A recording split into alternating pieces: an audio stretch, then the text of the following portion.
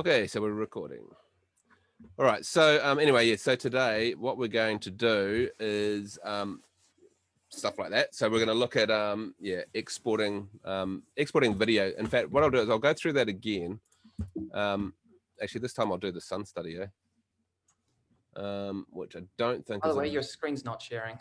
Oh, so we can't exactly see what's going on. Thank you for that.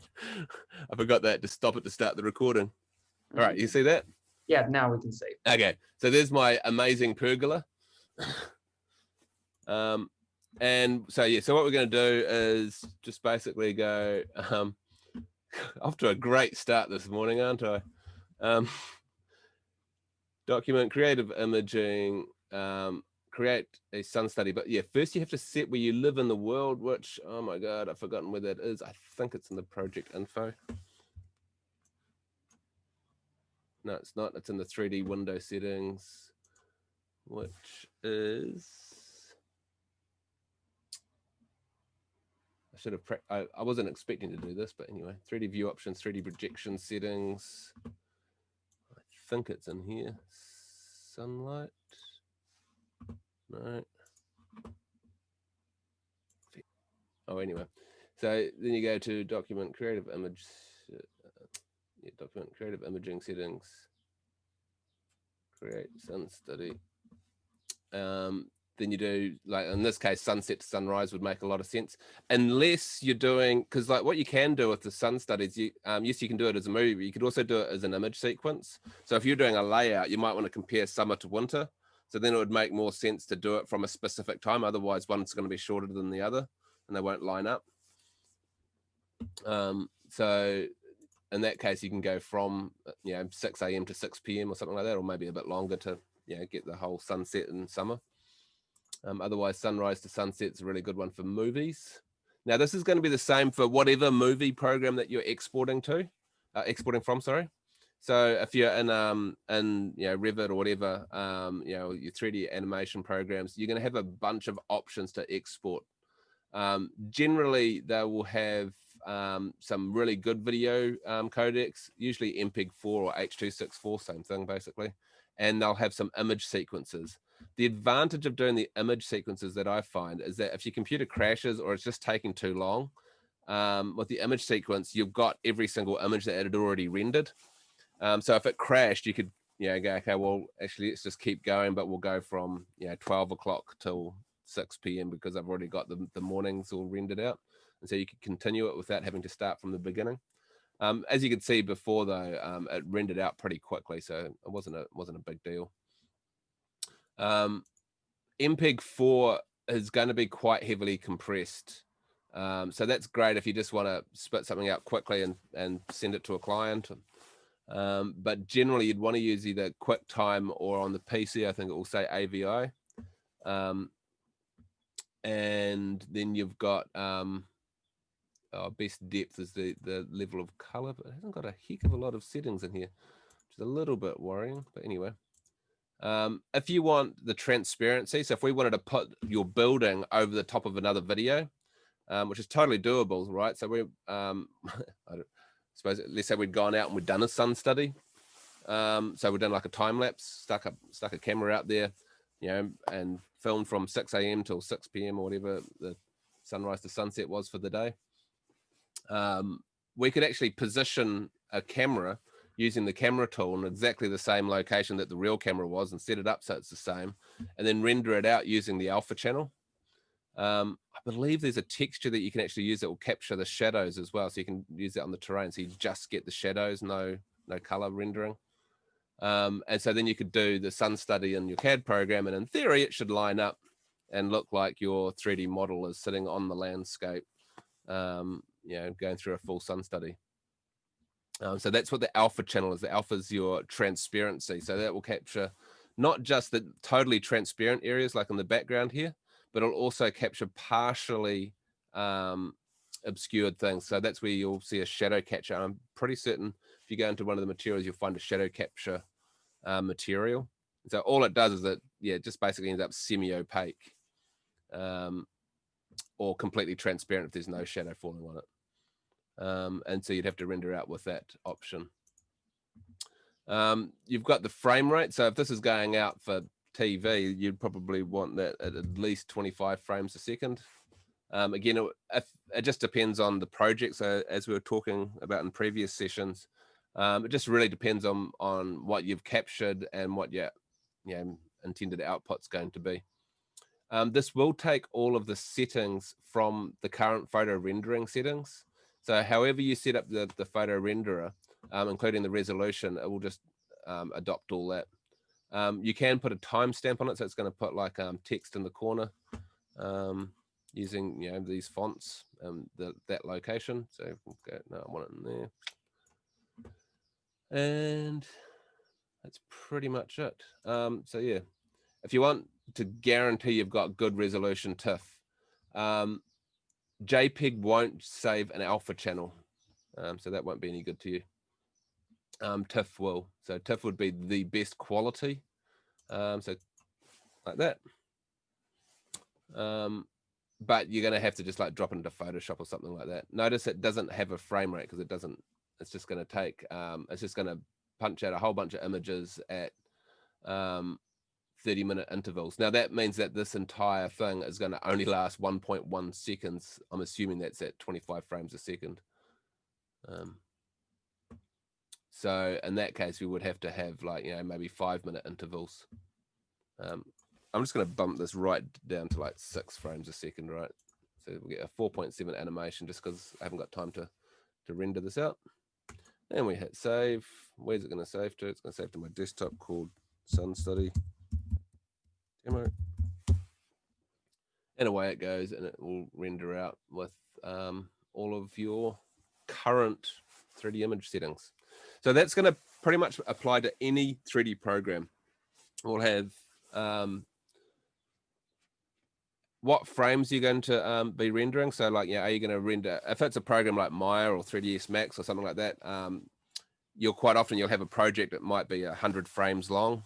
You might only want to render from frame 10 to frame 90. So you'll have the option to do that from the rendering settings, or you can do the entire movie. You're going to have the option to go out to, single movie files, or single images. And in some software, you will have the opportunity to do a multi-pass render, which basically the shadows and highlights and specular highlights, the background, all of that all get rendered to different images that you can then composite together, which is pretty cool.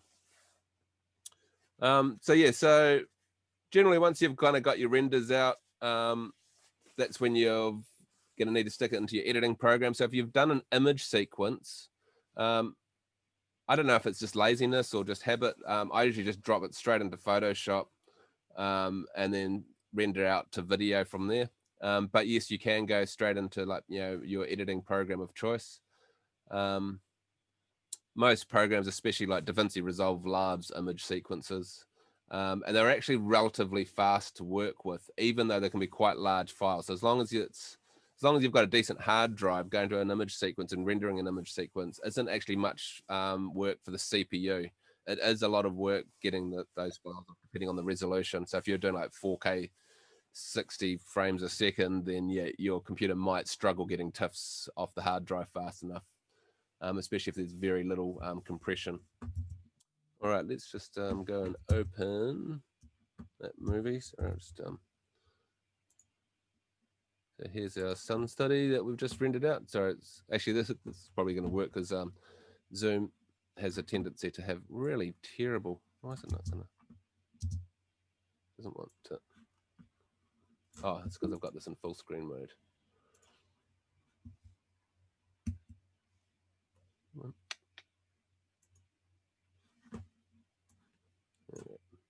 And there's our Sun Study.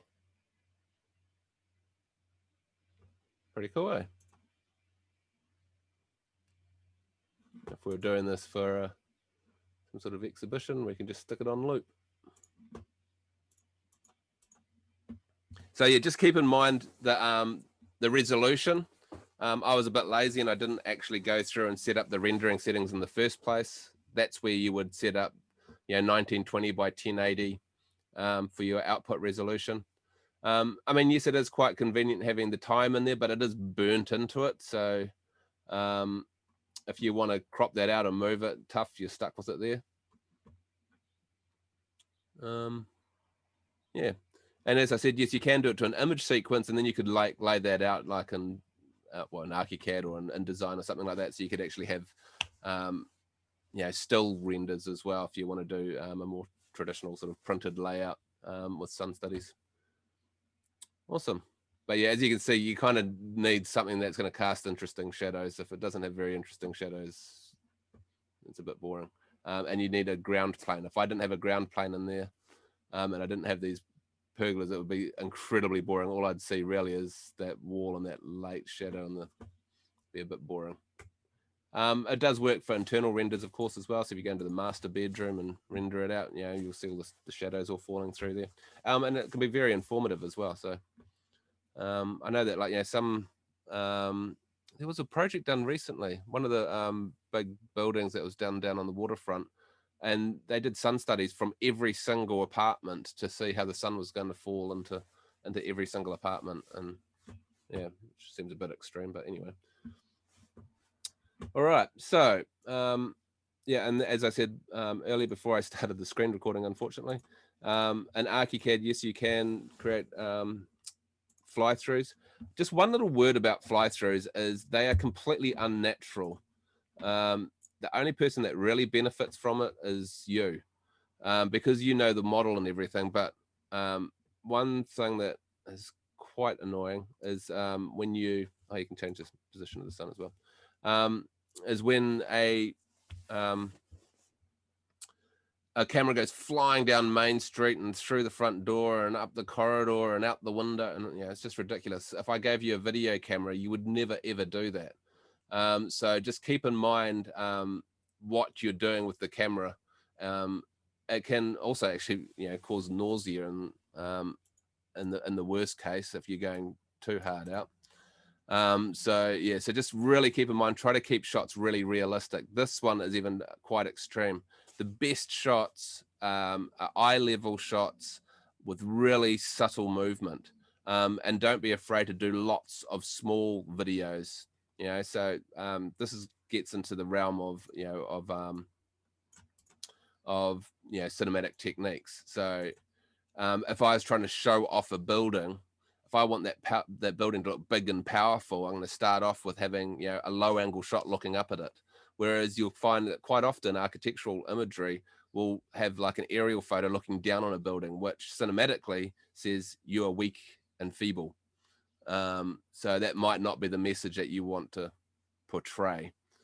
So really think about what your shots are doing. If you want to show detail, cut to the detail. Don't sort of go, look, I've got shiny gold doorknobs on all the handles, and have the camera fly down Main Street and zoom in on a door handle. It's just going to look really cheesy. Show the building off, real subtle, nice, smooth movements, look great. And then cut to a close-up of a door handle if you have to, and cut to the detail. So you kind of think about it the same way that you would if you were investigating a site. Okay, where am I in the world? You establish where you are in the world. Here's my building. You establish that, and then what do you want people to look at? Do you want to look at people to start off and go, I want to show off the the entrance, and so then you would create a new camera set, which I think in here you can somehow do. I can't remember how to do a new camera set now. But yeah, anyway, there is a way. I think if you bring up, here we go. So you bring up the camera settings, we can create a new camera path. Call it close up. Oh, and there away I go, and I can show a real subtle, slow moving close up of a blank wall. And away we go. I thought I almost got excited there and thought that was my position. So you can actually set the sun, but where the heck do you set the position? I'll find out straight after we finish this tutorial. All right, so now the same is going to apply to pretty much any CAD program, or even like if you're doing GIS work, use the same sort of techniques. how do you want to show off, you know, your model, your design, your plan, that sort of carry on. All right. Have we got any questions about exporting video? I don't want to go into too much detail here because it's going to be different to different software. We all happy? All right. So the next part of this. Oh, now do you want me to go over turning an image sequence into a movie? We did that last time, I believe. Yep. Okay. So let's you know, let's just grab our. Oops. Actually, I'm going to be lazy and just.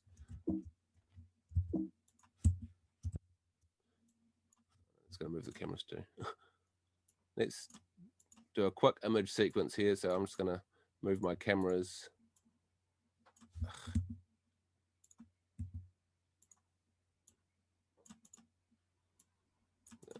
Doing something like this. And they're going to be looking at this chair. Actually, I just need to check the height of these cameras, so they're way too high.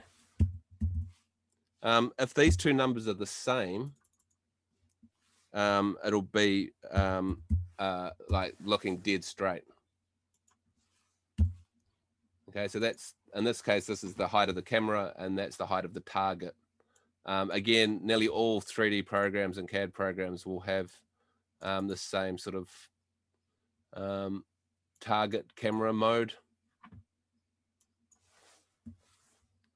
Let's say 1500. So maybe I start lifting this up. What did I do the first camera? I can't remember now. I think I did the same thing. Yeah. Cool. And then we'll lift up to 3000, up to 3 meters.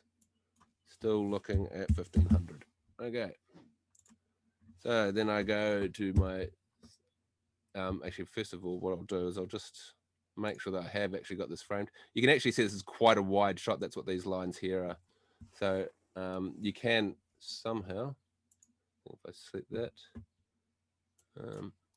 the view cone, 90 degrees is considered human sort of vision, including the peripheral vision. I think that's correct. I know it's a 50mm lens.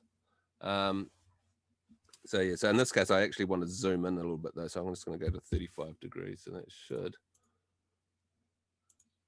Yeah, so you can see it's actually zoomed in on that shot. And then when we get to the next camera, it goes wide. See, so I could slow that down a bit. Let's say we go 45 degrees. Oh, did I hit apply? No, of course I didn't. 45, apply. And then it goes wide and high. And if I select one of these cameras and I hit F4 or F5 on the PC, you can see I'm still looking way too high, damn it.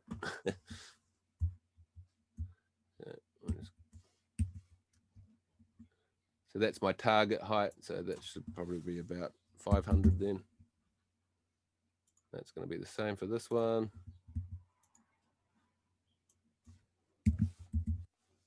And the same for this one. Oh, and if I hit F4, I should see that's my final camera shot, which has gone behind a beam, which is a classic thing that happens when you're doing your 3D renderings, is that you end up, oops, that's the angle I'm coming off at. I don't want to do that.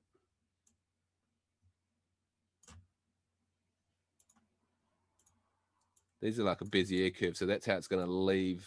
So if I want to get this a nice smooth shot, I just need to make this a nice smooth curve.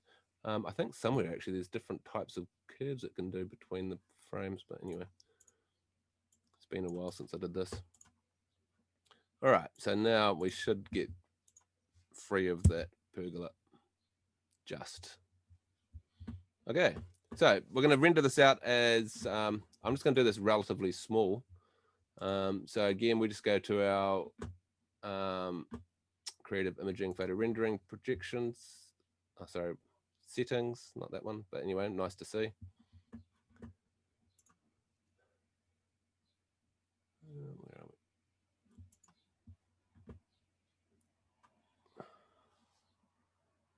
This tab view, I still haven't got used to that. Don't save.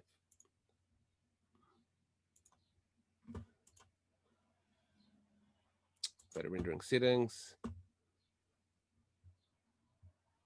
Actually, that didn't take too long to render. I think we might as well just stick with that. Yeah, so that's where we'd set this to be like 720p or something like that. So let's do that.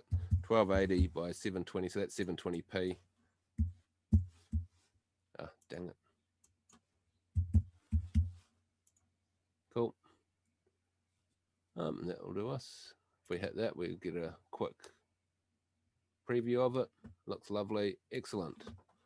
So we're going to render this out to an image sequence. So this is going to be the same as like as if we'd done, you know, a time lapse using,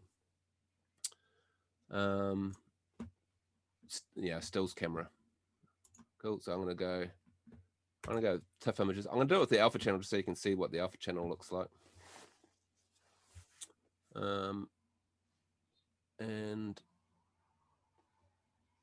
I think that should be about it. Now it's actually got, oh, actually I didn't talk about that. So this one here is going to do, there's a third camera. You can get it to pause at certain ones as well. So it will stay at that camera location for, in this case, 0 frames. It's just going to keep moving. Somewhere though, it's how many. Sorry, I'm just going to cancel that for a second. There should be a thing saying, oh, that's how you change the path. And oh, here we go. So there's 3 cameras and there's 10 frames between each camera. So that means that this is 21 frames. So if we're doing it at 25 frames a second, that would take less than a second to go from there to there. So to slow this down, what I would actually do is just increase the number of frames in between each camera. However, just to save on time, because otherwise I've still got to render 21 pictures to get this out. But that's how I would slow it down. If you're in other programs, sometimes it will have a timeline, which we'll see in other software. And it's got the keyframes on the timeline. So the more space you put between the keyframes, the longer the animation will become. Right, so creative imaging, create fly through. I'm going to do it as a TIFF sequence with alpha channel. It says, well, we'll see. We create whatever we like, want the frame rate to be when we import these images. So it doesn't actually make any difference, but that's going to give me an indication if I only had 6 frames a second. All right, save. Where am I going to save it to? I'm going to save it to desktop in a new folder called demo fly through. I'll just call demo fly. There we go. Cool. Called Untitled. All right. So there it's going through, and the classic thing to watch out for, as we saw before, is going straight through walls and things like that. So if you're going through from one room to the next, make sure the door's open. Especially like, you know, because like sometimes there'll be glass, which just looks weird when you fly straight through a glass window. And yeah, generally you will find that when you do these, it moves too fast. I know it's going to move too fast in this case because I'm just trying to speed up the process of rendering. But nearly every time it just moves way too fast. So keep the movements real subtle, and yeah, draw them out a bit. Now, just a general thing with timing of shots, usually you'll find that like about 5 seconds is the longest you really want anything on screen for. If you watch TV ads and that sort of carry on, just like try to estimate how long a shot is for, and you'll be quite surprised. Most are a second or even less.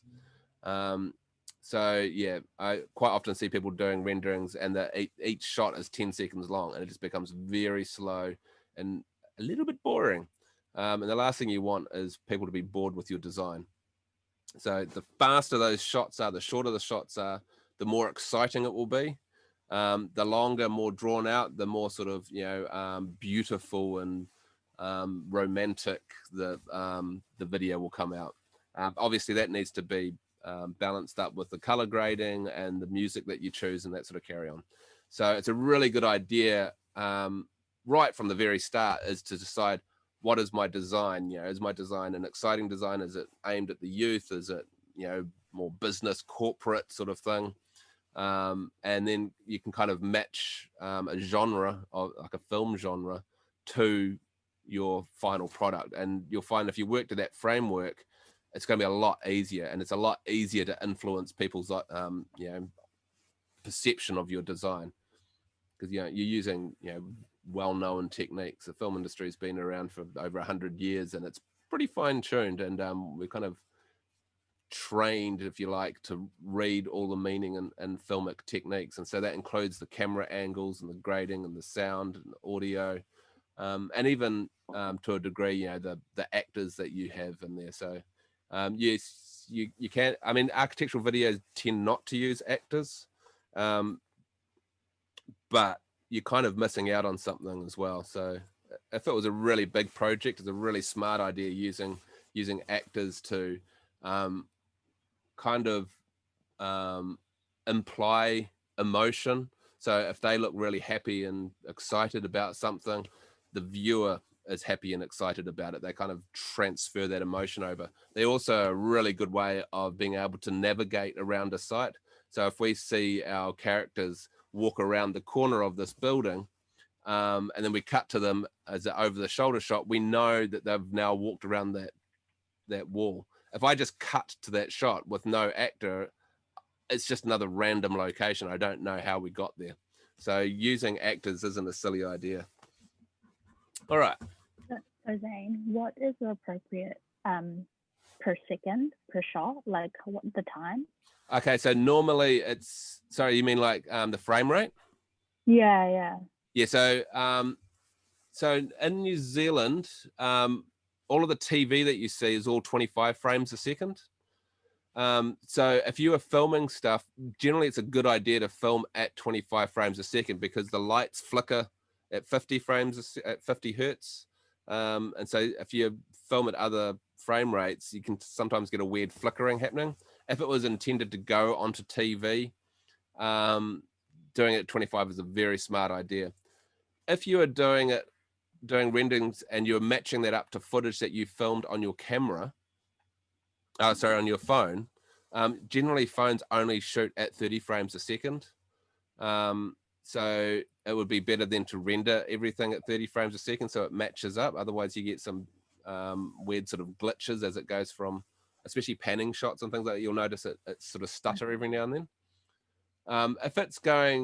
If you wanted like real super smooth, that's when you go to like 60 frames a second, and that would be viewable either by projection or on a computer, directly on a computer. Then 60 frames a second would be really awesome. However, if we've done this at 60 frames a second, you're going to render 60 pictures for every frame. You'd be like, oh, okay. yeah, that's gonna take a lot of rendering time. Okay, yes, my model here is so ridiculously simple that that wouldn't be a big deal. But you just keep that in mind, is that you get much smoother animation, but it's going to take a lot longer. If you're doing for feature film, it's 24 frames a second, unless you're Peter Jackson, then is it 48 or even higher now, I think. But yeah, 24 frames a second is typical for feature film. So if you're doing something for a movie, it would all be at 24 FIPS. Right, train of thought. Here we go. Here's my demo flyer, so you can see that we've got 21 pictures. This is the other cool thing, actually, when you do it to an image sequence in a lot of programs, you can flick through the pictures as it's rendering. Cool. And if we want to do that into Photoshop, we just open up Photoshop.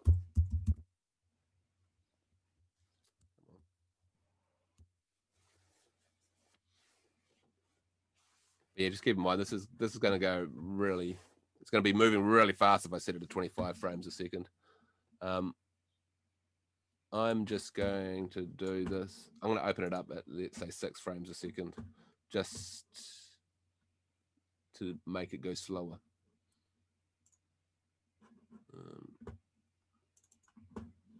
Cool. So remember, just select the first one, go image sequence, open. Sort of. Maybe closing the ArchiCAD file might help speed things up. Yeah, maybe it's clean. Anyway, do I want to save that? I don't think so.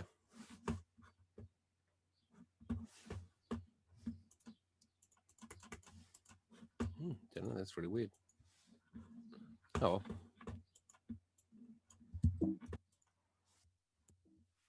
Unless it's popping something up in the background that I'm not. Aha. And behind it all. All right. So here it is. And you'll actually see we should have. I did it with an alpha channel.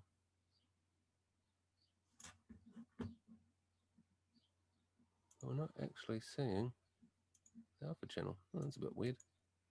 There should be another channel here for the alpha, or it should have transparency in there, but it hasn't. Oh well. Maybe that's something to do with the rendering settings that I had set in the Cinema 4D stuff. It's probably made it opaque anyway because of the background.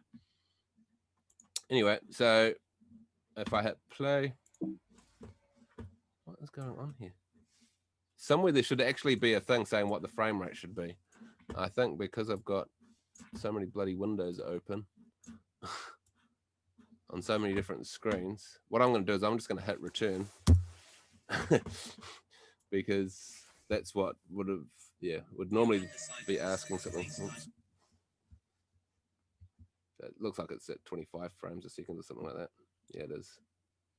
25 pips. Cool. So you can kind of see that the spacing of those cameras is quite important. As you can see how it really accelerates through those frames at the last one. So if they're more evenly spaced, I'm going to get more even speed through all of those frames. Yeah. So that's how we render an animation, in this case from ArchiCAD. But as I said, yeah, most programs are going to be very, very similar, and you're gonna see similar sort of settings and dialogues and that sort of carry on. Some programs will have like animated characters and that sort of carry on. What I would highly recommend if you want to do animation is what's it called? Twinmotion. It's so ridiculously easy to do animation. It's insane, and you can change time of day and seasons and all sorts of stuff as well. I will show you Twinmotion, but we're not going to get into it. You should be able to get it for free. It was actually oh, that's the old one. It used to be from a company called was it Advent or something? Unreal bought it. Now Unreal, of course, make the Unreal game engine, and so they've bought it and they're basically just pumping their own technology into it now as well. So it's a real-time rendering engine, and yeah, so as you can see, it does some amazing stuff, and yeah, it has a huge library of animated characters and all this sort of carry on, and you can link it up to like ArchiCAD, for example. We'll do a live link to it, so you can manipulate stuff in ArchiCAD. They've got lots of actual plugins for different programs, but yeah, it's frigging awesome. Yeah, there you go. So you should be able to get it for free. It was free. Yeah, I don't know if my one's still free because I got it last year when they first launched it and it was all free.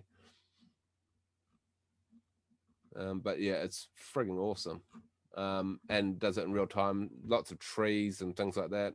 People moving around, and you can animate paths and all that sort of carry on. So yeah, and you obviously you can render out to files as well as even doing VR and things like that. So yeah, that's Unreal. Okay, the next thing I was going to talk about was, first of all, let's just finish this off. So we need to spit this out as a movie.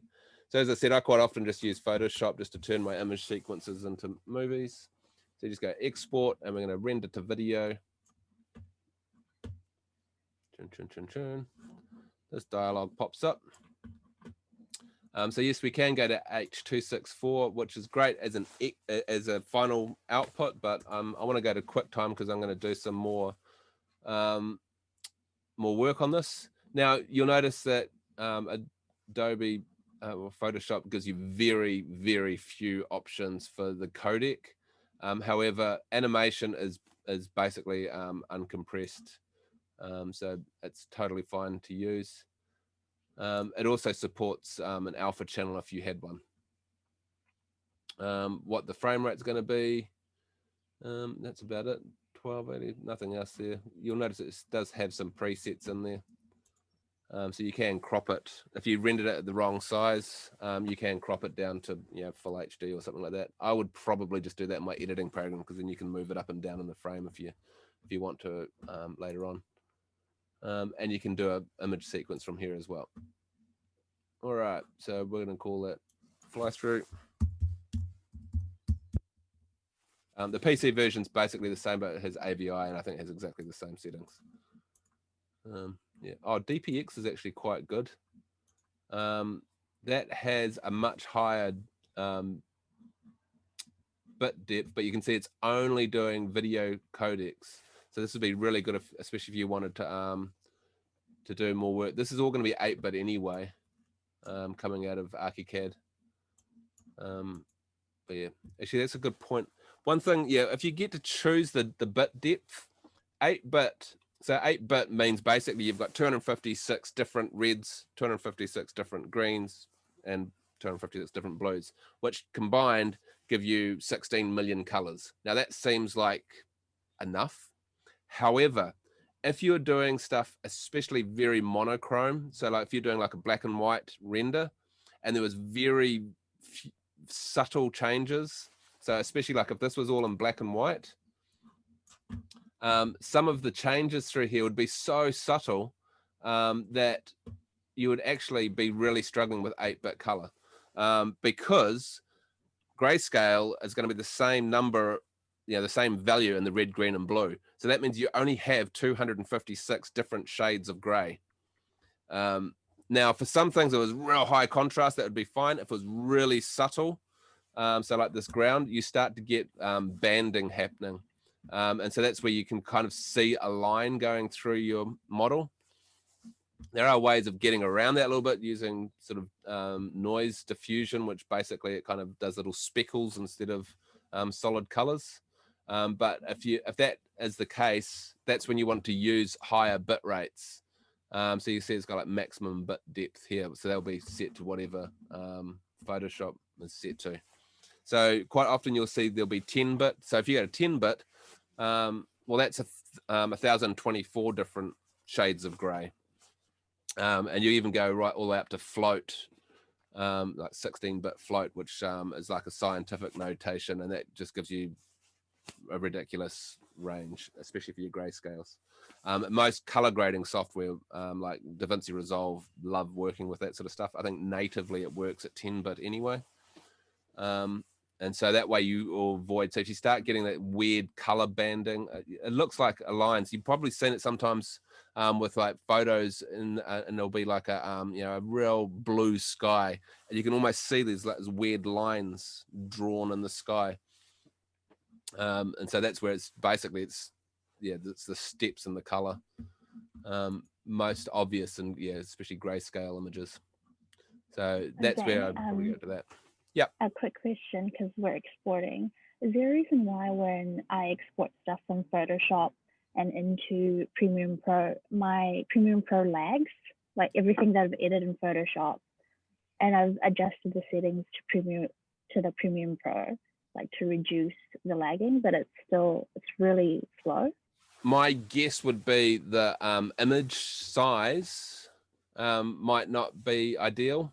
So especially if you just went with normal sort of photo rendering settings, quite often they'll be quite large, like it might be like 6,000 pixels by 2,000 pixels. And then when it's coming out of Photoshop, so is this from a stop animation you've done? Yeah. Yeah, so your camera was probably set to be at like 24 megapixels or something like that. So what you need to do is in Photoshop is change the image size so that it's at around like 1080p. Depends if you want to crop it or not. Okay. If you want to crop it or stabilize it or do anything like that in your video editing, then you might want to go a little bit higher. Okay. But yeah, but I'd almost put money on it that's what's happening. And Okay, so cool. basically what's happening, it just can't get it off. It can't get the images off the hard drive fast enough. Right. Okay. And then would that be like renders that I've edited in Photoshop as well? Would I have to reduce the? Yeah, so you just have to go into the image size and just make sure that this is around 1920 by 1080. Has it got a preset? Okay. No, of course it doesn't. But yeah, you go 1920 by 1080. Or you can go, 4K. So that's 3820 by 2048, I think. Something like that. Don't quote me on that. But yeah, and that way, yeah, you'll get a much more reliable output. It just really depends on what you're going up to. And also, I don't think your frame rate would be too high because you would have had to take a lot of photos to get the frame rate too high. Okay. All right, so we've exported that. Okay, so is there anything else? Yeah, there are other programs. There's I've forgotten the name of it now. There's a couple other real-time renderers and but yeah, oops. I just did then. Anyway, we'll just quit Photoshop. I don't need to save that. All right, it's twin motion, pretty awesome. Okay, so let's get into. Now, I had a request to talk about audio as well, which is cool. So let's. I'm assuming we're all pretty much using Premiere, is it? Yes. Okay, so we'll do this in Premiere. Now, there's a couple of programs here. So just talking about audio. Sorry, it's opening up on my other screen, of course. So most of the stuff you can actually do directly into Adobe Premiere, and there's actually better in some ways, especially managing the files. And I'll show you what I mean in a second. So I'm just going to do a new project. Oh, didn't like that, did it?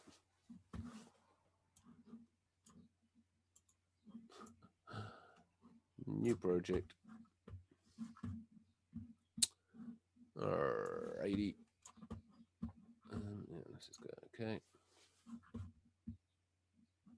Oh. All right, we'll give it a new name. So we'll call it demo because I just can't think of anything right now. All right. So here's our blank canvas, if you like. I just need some media, so I'm just going to actually grab. Oh, if I still got the. What was that media that I did last time? I'll just use that. Gotta love this stupid bloody thing. You gotta. I'm constantly setting up, and I don't know why, but it doesn't seem to save it for me all the time. Oh no, I know, because I was doing it on my PC. You want to go and add these to favorites, otherwise you're constantly, going through and trying to find the desktop and trying to find, your downloads folder or whatever. So you just right click on any folder and you can just make it, add to favorites. What was our tutorial called last time? Tracking tutorial. Here we go. So let's grab this one. Okay, so I can drop that straight into there, or I can double click it, open that file. Cool. I'm just going to drag that straight into here. Note that there was no sequence down there, but when I drag this clip in, it will set up a sequence for me using all of the settings from this movie. So you can see it's 1920 by 1080. If you do it the other way around, if I go undo, no, yep.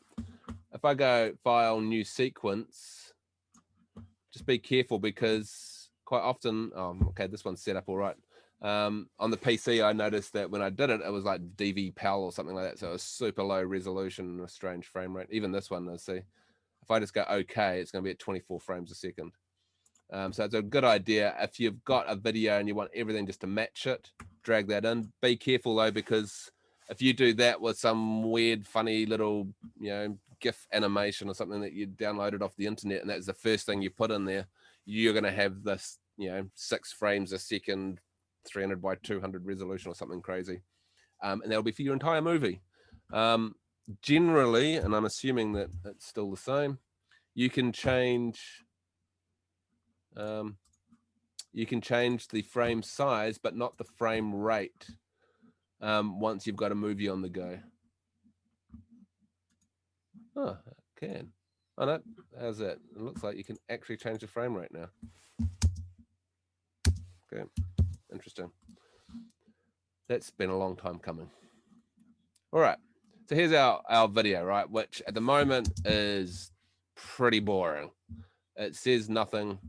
It has no emotion to it whatsoever. There's no sound. There's no color grading. It means nothing to me. So what we need is some sound effects. Now I've got a little link for you because Adobe used to come with a whole bunch of sound effects in another program called Audition. Audition, come on. Oh, don't tell me I haven't got Audition on here. It's just being lazy. So Adobe Audition is purely an audio mixing and audio editing program, and it used to have a really cool set of media that came with it, and it disappeared, I noticed, because I was going to show you guys. It does, however, have this essential sound. No, where is it? No, it's not even in here either. So it seems to have no audio. So I tried looking for it, and I found that there is this link. So I'll pop this in here. So getting good audio files is always a mission. I've built up quite a large library of audio files over the years. And if I just, where's the chat?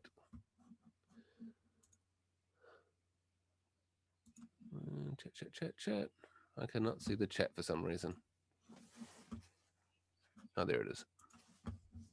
So there's a link to it, so you guys don't have to do the same Googling. And it's got loads of different sort of sound effects in here, which is pretty cool. And I'll also show you there's some music, but that's actually easier to get to from inside of Premiere itself. I've actually downloaded some of these. And again, as you can see, it hasn't got shortcuts to anything, so you've got to work your way through here. Shortcuts. Somewhere I've got downloads. Oh no, actually I think I've already copied it into, which I'm going to add a shortcut to that anyway, and a shortcut to that, and a shortcut to that. So I've already downloaded some of these. So we've got transportation, and there's loads and loads and loads of different samples in here. So I can select that. And now this is the problem though. How do you find the train in there? There's hundreds of them, and there's no search, or at least not that I've been able to find.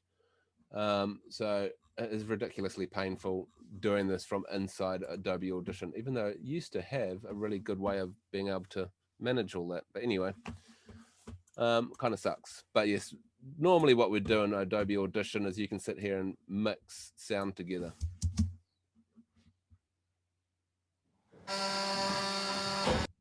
That's annoying. And you can even edit specific sound. This is like Photoshop for sound, so you can actually see there's some sort of, you can actually like select stuff and delete it.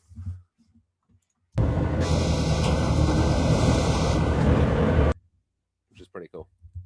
You can even Photoshop stuff into there. So if I can grab this sound and then copy that and go over here and go paste. See, and I've got rid of whatever that sound was. Really good for getting rid of things like beeps, like car reversing things. You'll just see like a strong line in there where it's going beep, beep, beep. You can literally select them and delete them. There's loads of stuff in here as well for getting rid of noise. Pretty much what all this is. Which is, okay, that'll be interesting. Let's do that. Let's just say this is my noise, and I can sit here and go. That's my noise print. Yep. And then I can go select all, and I can go noise reduction. It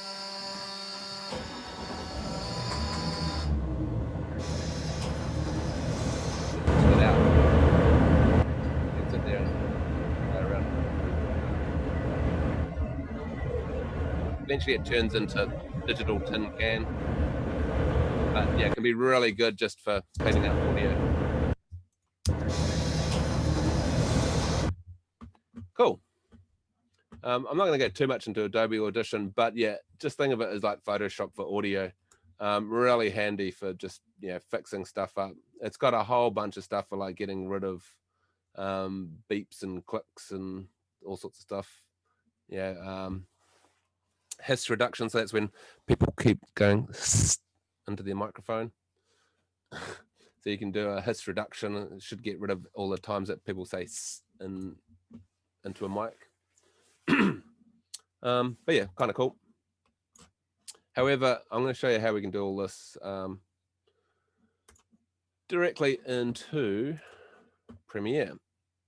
So first of all, we've got our browser, and the browser has a search, which is great because that means we can go into desktop audio transportation, and I can just go in here and search for train, and I've got a train sound. Cool. Awesome. We can sit here and listen to it and get just the right sound we want. We can double click on this and it will open up here. So it looks like it must be a train approaching. Maybe. Cool. So I can grab a section of this. So same sort of controls as doing video. I for in.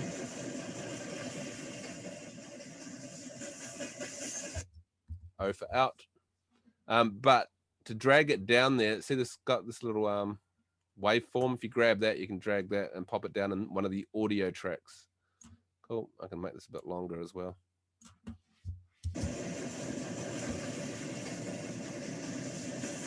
Now, that doesn't quite work because the train's off in the distance and it sounds like it's going straight past my face. So we do have to do a few little effects. And this is kind of, it's going to be a balancing game. So first of all, obviously you've got like, a volume. Now, big warning here is that by default, for some reason, it will keyframe animate. See how these are all lit up? So probably a good idea just to switch that off, because otherwise every time you make an adjustment, it will like record that if you like. So we can just drop the volume, but even dropping the volume in this case, so if I go and drop that by about 5 dB or something like that, if you're not sure what the decibel, if you open this up, you can actually kind of see here. So this is 0. So this is 90. You won't hear it at all. Okay, so if I just want to drop it down a little bit, kind of pushes into the background, but just really just sounds like it's a bit quieter. So that's no good. What I need to do is get some effects in here. So over here, we've got a whole bunch of audio effects, including, so all we need to do is a little bit of EQ. So I'm just going to grab a graphic equalizer. So you might have seen this like on your car stereo or whatever. Drag and drop it onto there. You'll see we've actually got a graphical interface for our graphic equalizer. And I'm just going to take all of the top end off this. As a reference, so this is your real bassy sounds. These are your real like cymbals. 2K is where voice basically sits. So if you've got people talking, it's a really good idea to pull down the 2K of the background music or sounds and things like that. And it basically gives space, if you like, for people to talk over the top of it. So I'm going to take a whole bunch of this down and you'll actually, okay. Are you guys hearing that okay? Did I remember to put the, can you hear that? Yeah, I can hear it. Yeah. Right, that's good. Yeah. So you can hear now that it sounds like it's way off in the distance. Mm. Okay, it's probably still a little bit loud, but anyway. So that's our ambient sound at least. Now I could go through and get some birds chirping and things like that. But I want to give this some mood now. So this is where we're going to go into the music.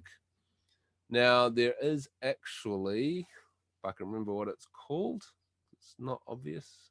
Essential sound, I think it is. Yeah, here we go. So this is the essential sound library. Now I know that it's got licenses and things like that. So I was using it the other day and I was dragging and dropping stuff in here and it seemed to do it without me having to pay for it. But this is always a big thing, is getting royalty-free music. Now I tend to just make my own because that way I don't have to worry about it. But there are lots of sites, websites that offer free, royalty-free music. But you just got to keep it in mind. If you're doing anything corporate, you will probably have to pay for it. Even the royalty-free stuff is usually free for personal use. So great for your mate's 21st. Not a good idea if you're doing a promotional video for somebody. And if you remember, even National got in trouble for using the song that sounded like a Eminem song, Eminesque, I think it was called. And there's loads of, so you can actually go out there and go and search for Rolling Stones and it'll give you a whole bunch of songs that kind of sound like Rolling Stones songs. I have used these before because it is quite handy because, you know, obviously licensing a Rolling Stones song for your animation of a apartment building, you won't be able to afford it. So yeah, so it does become an issue. Also, if you use, you know, the Rolling Stones and you put onto YouTube, expect the audio to just get wiped out and you just will have no audio whatsoever. Yeah, so some of that actually you'll get basically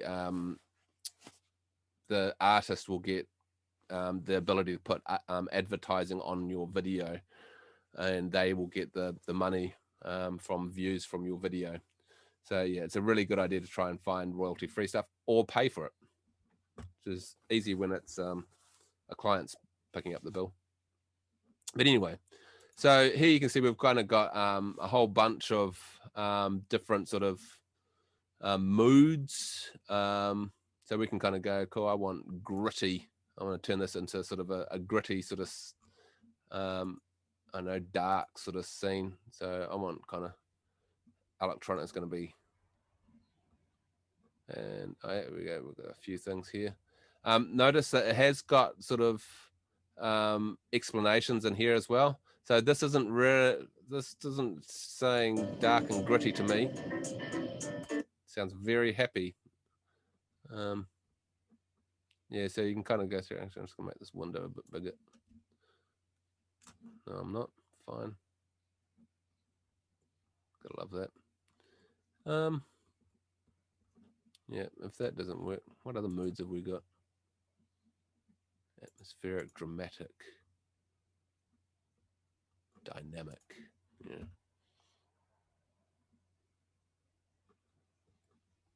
And awe. This is just all kind of motivation. Not what I was expecting. What was the one I found the other day? Was, oh, here we go, scary.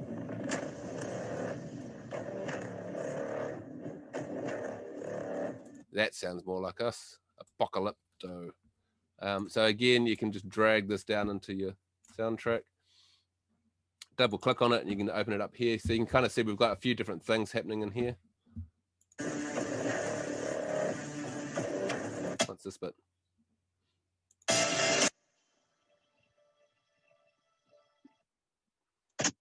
That's a bit over the top, isn't it?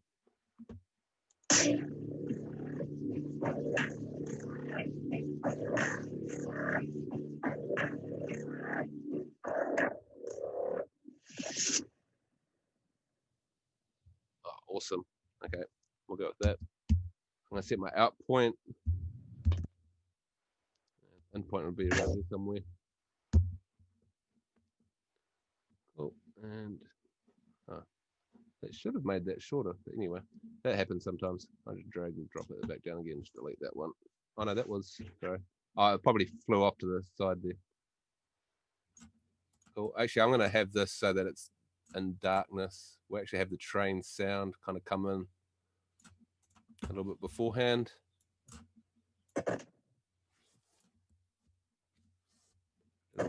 Endpoint set there, but anyway, I must have hit I by accident at some stage.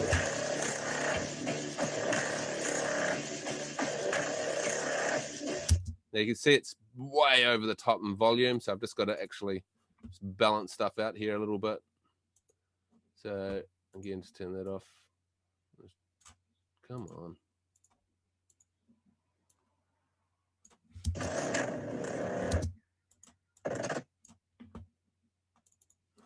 Just drop the volume of this one down a little bit as well, which is already was, wasn't it? That's where I want the audio sitting. I don't want to go too over the top. We can animate some of this, so I'm just going to do a quick animation to fade the music in. So all I do is go, now in this case, what I want the volume to get to this volume about here.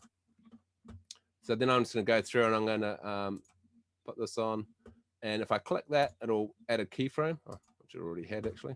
Go to the beginning and I'm just going to drop that down. And so now,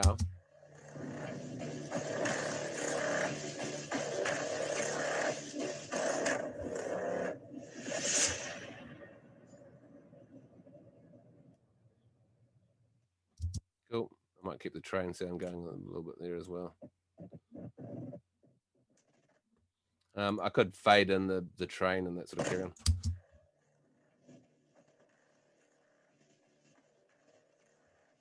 All right, how are we doing so far? Bit of fun? Good. Okay, so now we've got it sounding all dark and ominous, but our scene obviously needs some color. So in Premiere, it's got this lumetri color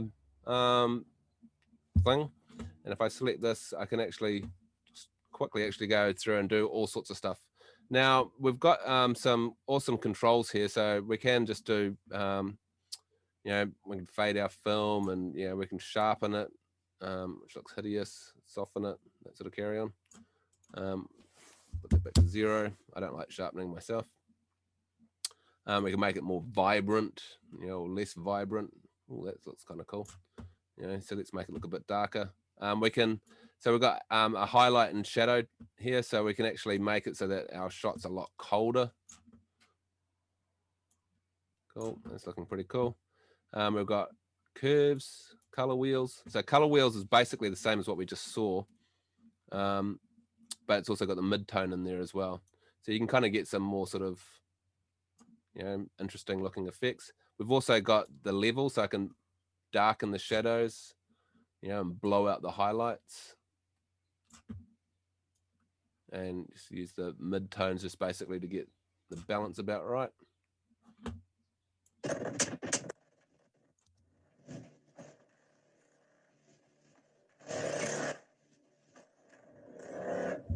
Okay, we've got the beginnings of some sort of, I don't know, apocalyptic adventure film or something. Yeah, now there is actually, oh, is there a vignette in here as well? Oh, there is too. Cool, a little bit of vignette. I'm a big fan of vignette, but what I do recommend is that if you're using vignettes, you do it to the point that you don't quite notice it. Yeah, I don't quite notice it, but if I switch that on and off, you'll notice it's actually doing quite a lot. So it's not over the top. Vignettes are really handy, and you can do sort of manually controlled ones to really bring people's attention to certain things. So if it's like a character, you can basically draw like a you know, little circle around them and then darken or desaturate everything else. And that way it kind of just brings your eye to that person or that building or something like that. So if I really wanted to bring people's attention to this, I could actually do a vignette, not like this one because I don't have any control over it. But I could, like, you know, make it so the rest of the scene is kind of darker and this is brighter or maybe more saturated. And it will just instantly kind of bring your interest to that point. So vignettes are actually really handy. You'll see, like, in DaVinci Resolve, where you've got a lot more control over doing color grading. You can even track, you know, an object and, you know, move your grade with it. Yeah, there's a lot of tools for handling, you know, masks. So that's these sort of shapes. There is actually also in here, though, some really handy quick sort of things. So if we actually go in here, you'll see there is under, no, I thought there's somewhere there's like a whole bunch of presets. Oh, that's right, under here, got lumetri presets. So these are quite good starting points. So yeah, you can go to speed looks and you've got, different camera, that's a bit boring. Yeah, and you can just basically just double click on these and it applies that effect. Yeah, all that, now that's looking much more dark and ominous.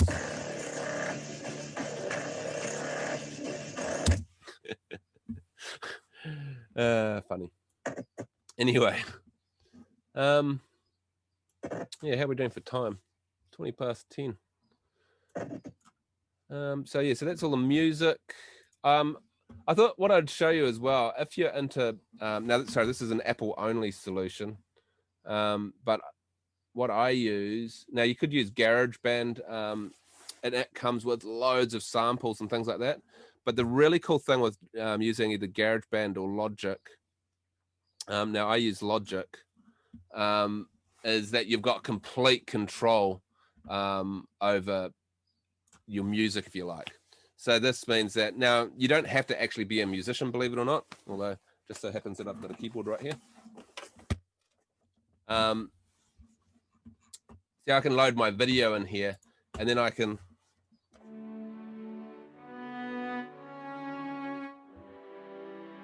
just play strings over the top of it, which is really cool because it means that you can play to the music. I mean, and some of these are just insane.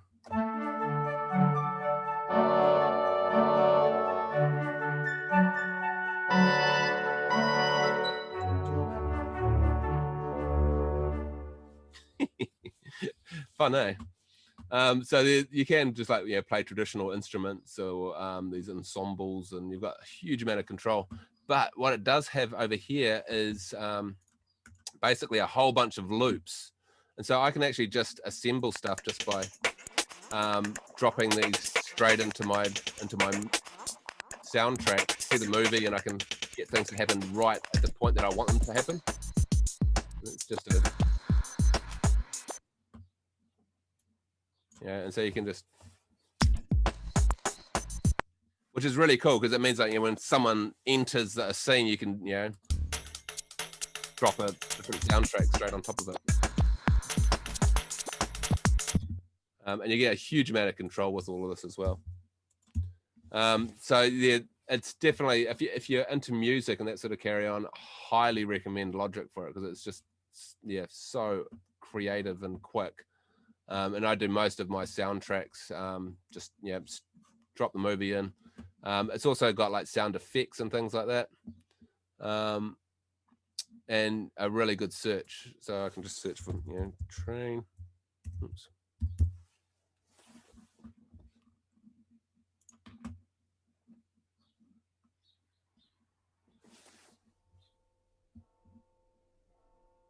A little bit boring.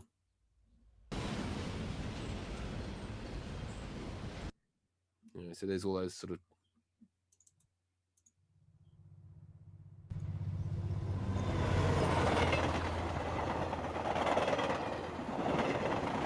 and I can just drag that straight onto my, oops. bottom here. Yeah, there's my train pass. There are other programs around that can do similar things, but Logic just comes with a massive library. It does completely nuke your hard drive space, but it's just so friggin' awesome just having such a massive, you know, set of things. Yeah, and you can sit here and search on genres and all that sort of carry on, similar to what we saw before. You know, so I can go electronic, indie. No, somehow pianos.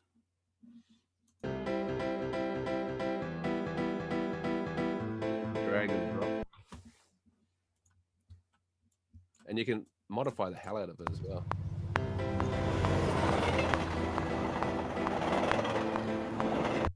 It's like, yeah, that piano is kind of cool, but what would that sound like with a synth bass? Oops. No. Sorry. How about with a clean electric guitar?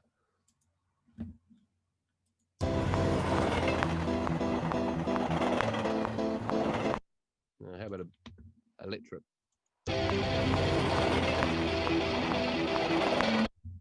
Yeah, etc., etc.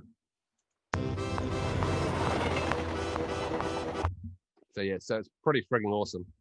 Anyway, is there anything else you guys want to see?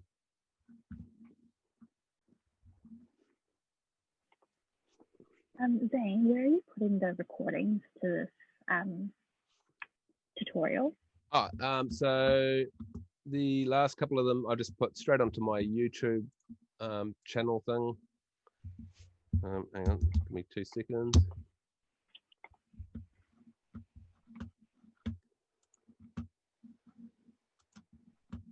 So here is video number 1. I'll just drop it in the. Oh, sorry, this is the last session that we did.